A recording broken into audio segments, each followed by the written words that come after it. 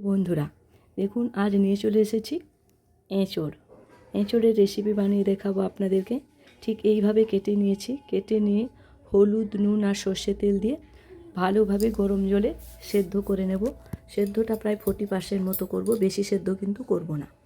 দেখুন, সেদ্ধ করে জল থেকে ছেঁকে রেখে দেব। এরপরে দেখুন, সুন্দরভাবে ছেঁকে বেশ কিছুক্ষণ রেখে দেব। এরপর কড়াইতে নিয়ে নিয়েছি সর্ষের তেল। যারা এঁচোড় খেতে ভালোবাসেন তারা ঠিক এইভাবে এঁচোড়টা রান্না করবেন, তাহলে কিন্তু অসাধারণ টেস্ট হয়। আমরা যারা ভেজিটেবল খাই তারা কিন্তু এঁচোড় খেতে ভীষণ ভালোবাসি। সমানভাবে আলুগুলোকে কেটে নিয়েছি ডুমো ডুমো করে। আলুগুলোকে ভেজে নেব বেশ ভালোভাবে নুন দিয়ে। হলুদ দেব না, হলুদ দিলে একটা গুঁড়ো গুঁড়ো ব্যাপার চলে আসে, তাই এখন হলুদ দেব না। তেলে ভালোভাবে আলুগুলোকে লাল লাল করে ভেজে নেব বা ব্রাউন করে ভেজে নেব। আলু ভাজা হয়ে গেলে আলু তুলে রেখে দেবো। সেম তেলে দেখুন দেখাচ্ছি এঁচোড়গুলো কীভাবে সেদ্ধ হয়েছে। হাতে জোরে চিপলে তবে ভেঙে যাচ্ছে। এঁচোড়গুলোকে ভালোভাবে সর্ষের তেলে, মানে আলু ভেজে রাখার তেলে ভালোভাবে ভালো করে ফ্রাই করে নেব। দেখুন, নুন দিয়ে যেহেতু সেদ্ধ করেছিলাম তাই অল্প পরিমাণ নুন দেব। নুন ভেতরে না ঢুকলে খেতে ভালো লাগবে না, তাই এই ভাজার সময়ও অল্প নুন দিয়ে দেবো।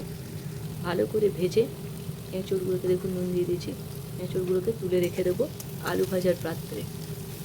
তার মধ্যেখানে এঁচোড় ভাজতে ভাজতে দেখে নেবো কী কী উপকরণ লাগছে। লাগছে আদা, গোটা গরম মশলা, টমেটো, লাগছে কাঁচা লঙ্কা, দুটো শুকনো লঙ্কা আর গোটা জিরে। এছাড়াও আমি নিয়ে নিয়েছি ঘি আর দই। দইটা অপশনাল, দিলে ভালো লাগবে, না দিলে অসুবিধা নেই। নিয়েছি চিনি, জিরে গুঁড়ো, নুন আর হলুদ। দেখুন, ততক্ষণে আমার এঁচোড় প্রায় ভাজা হয়ে গেছে। গোটা গোটা আছে অথচ সেদ্ধ হয়েছে। সেই সেম কড়াইতে নিয়ে নেব তেল।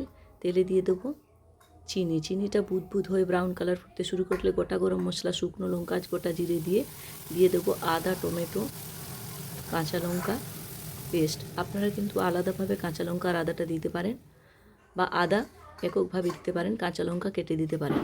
আমি তাড়াতাড়ি করার জন্য একসঙ্গে দিয়ে দিয়েছি। ভালোভাবে কষিয়ে নেব।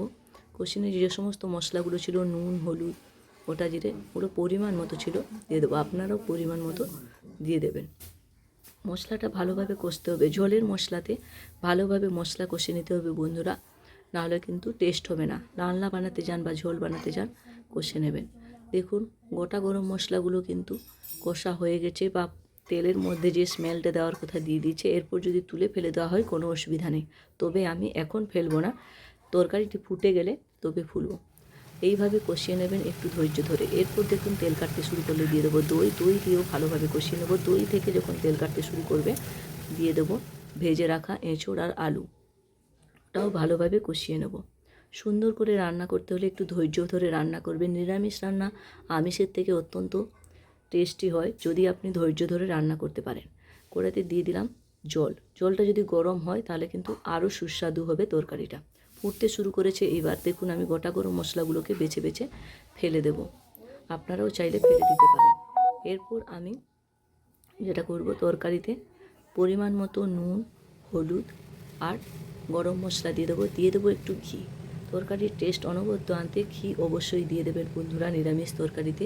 চিনি, ঘি আর লবণ, লঙ্কা এগুলো যদি ঠিক থাকে নিরামিষ তরকারি অপূর্ব হয়। কি সুন্দর কালার হয়েছে দেখুন।